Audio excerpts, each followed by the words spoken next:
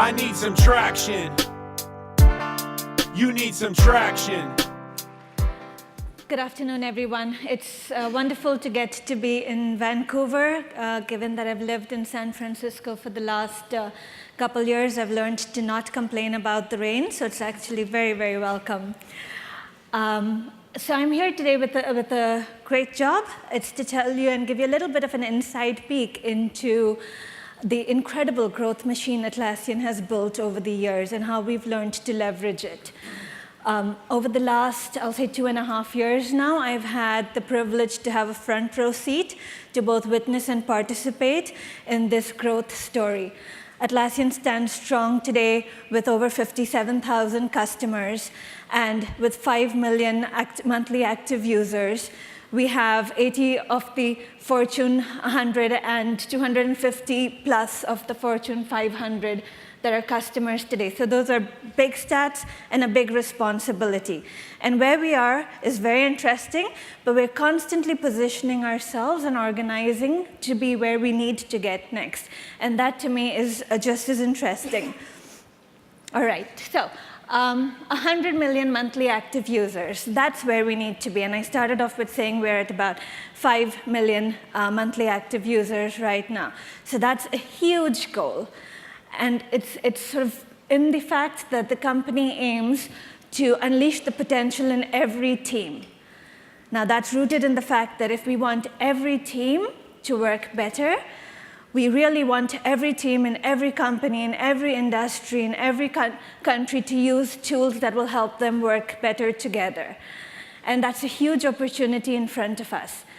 But what I really want to leave with today is to be able to share with you some of the tips, tricks, and the way we think about organizing ourselves, because I'm sure just as I come and stand here and say, oh my God, we've got this audacious goal, in the exactly same way, all of you come from organizations that are aspiring with very, very large goals, and sometimes you really need to just take a step back and say, how do I wrap my head around this, and how do I actually get there? How do I create a path so that everyone in the company can rally around these goals and metrics?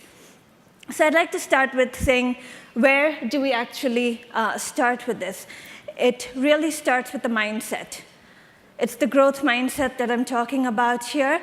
It starts with these 3 pillars, but first and foremost, it comes with the customer.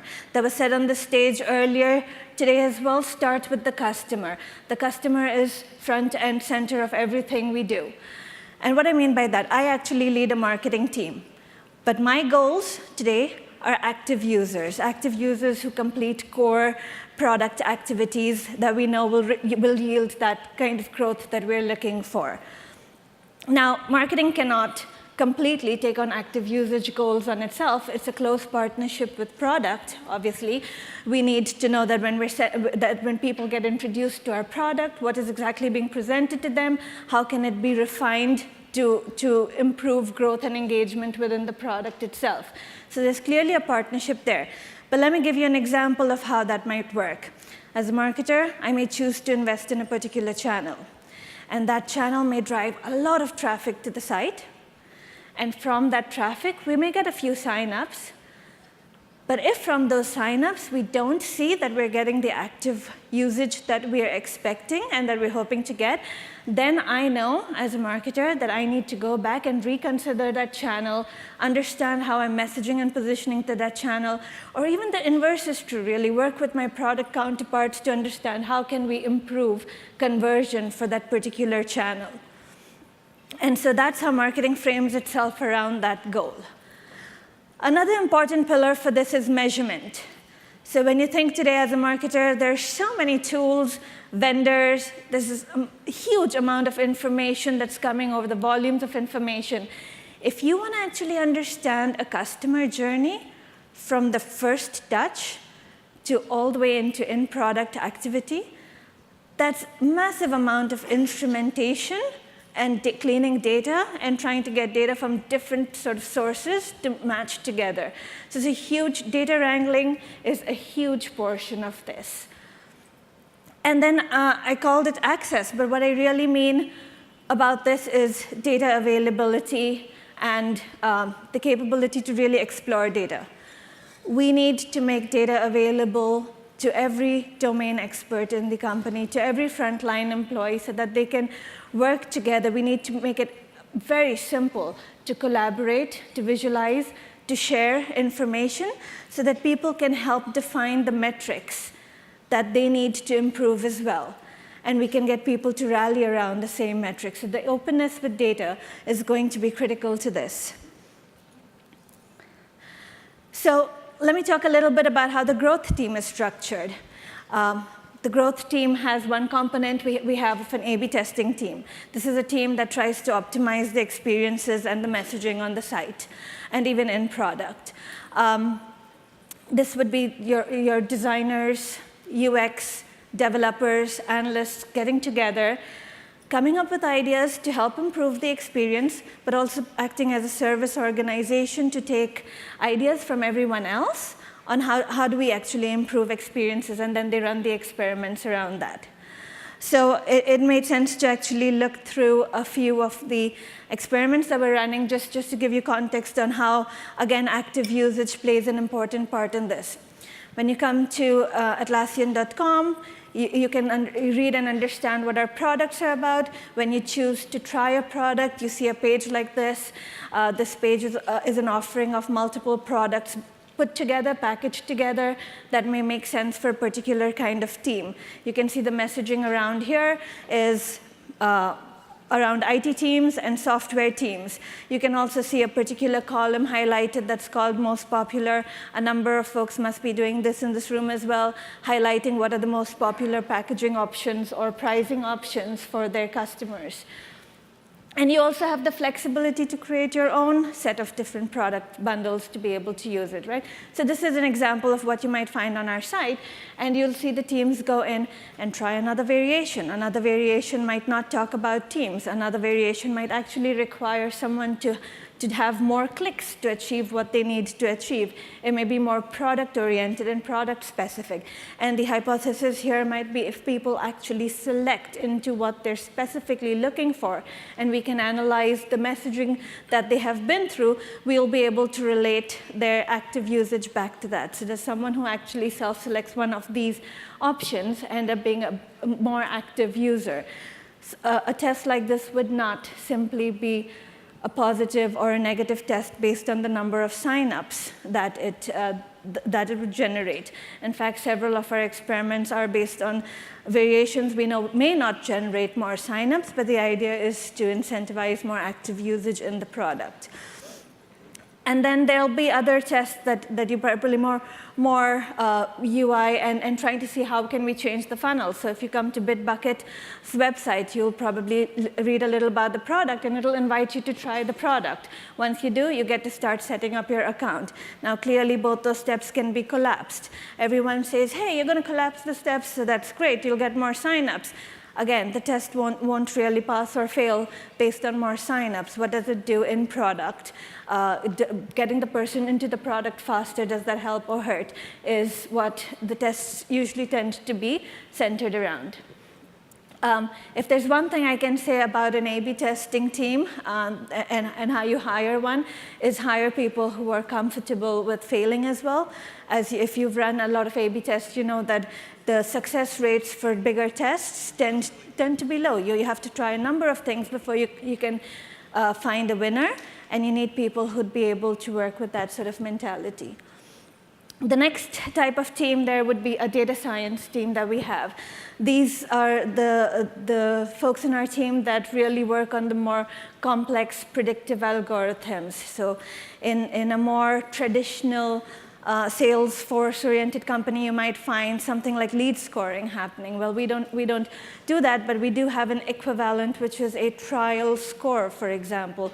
When somebody comes and tries our product, we know based on all the machine learning that we're doing on what's the propensity for this to turn into active usage, into a substantial amount of active usage. And that can be fed back to the marketing teams immediately, so that they can assess what their campaigns are doing immediately, instead of waiting for weeks and months to find out whether that specific sign-up did result in the amount of active usage that they were hoping to.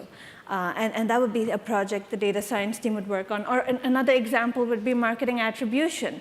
Again, with so many different channels and touch points, it's really complicated to be able to assess the value of any piece of content that you're putting out there today, or a particular tactic that you're trying. And so we have an algorithmic attribution model that uses data-driven weights on channels and combinations of channels to help us assess the value of what we're doing and to be able to calculate the ROI of that. All of that, again, is very important, and the idea is that it learns. As the business changes, it keeps on learning. We have a marketing analytics team. You put a lot of data in front of folks. It's going to take a lot of people time to process. So we have a team that will help us generate the insights, generate sort of the broader strategic insights that we might look across different campaigns, or understand things like the long-term value of the lifetime value of the users that we're bringing, and be able to calculate things like the ROI for our spend. So that would be the marketing analytics team. We have the data engineering team. I mentioned a little bit of that before. If you don't go into this thinking about the quality of your data, the kind of alerts that you're going to set up to be able to go and do deeper dives and try to figure out what's happening, it's not going to work. There's just too much of information, and to be able to distill that down, you need to be able to engineer the data that's coming in.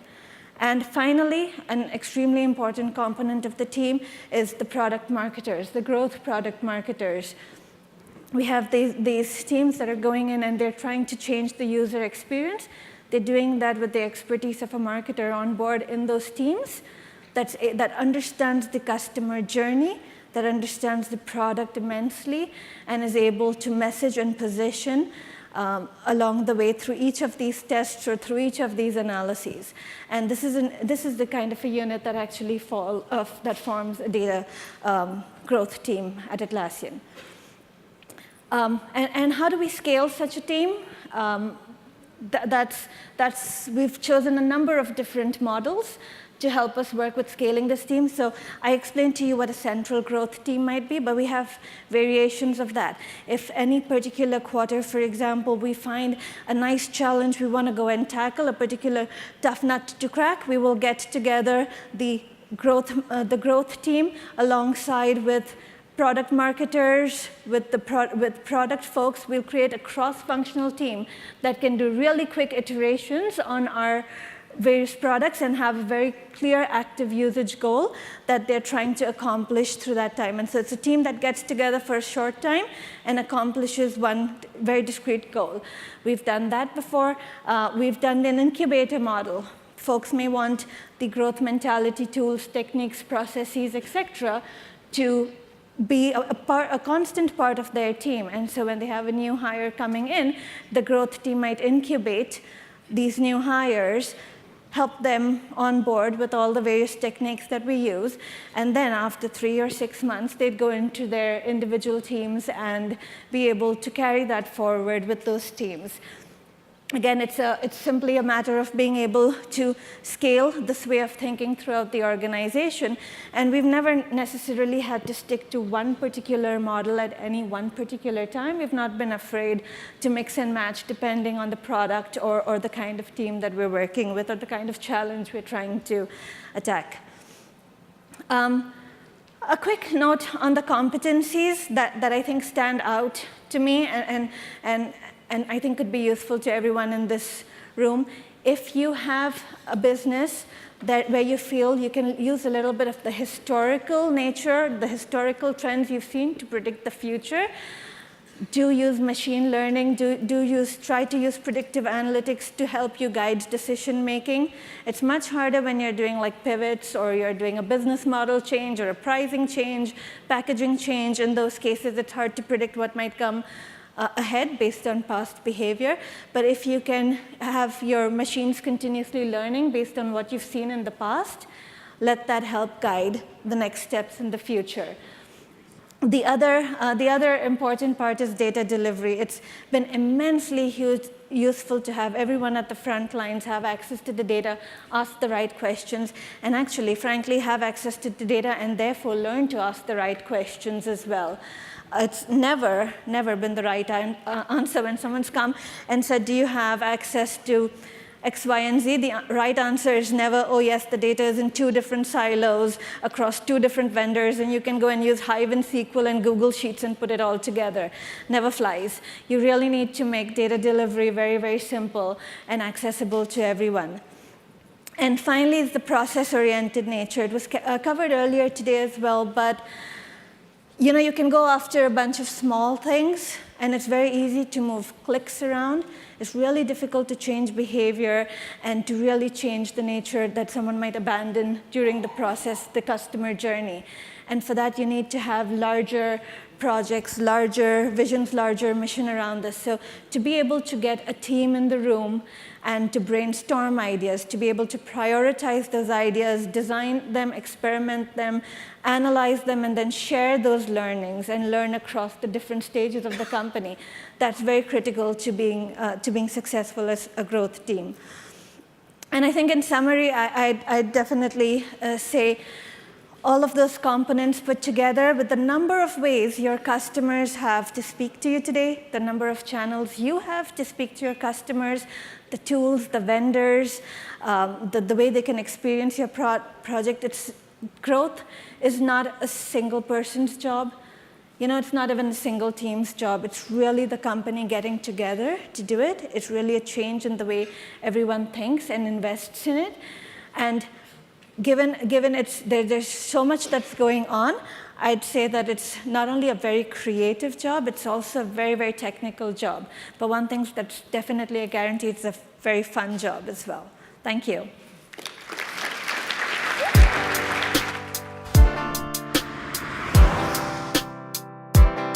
I need some traction. You need some traction.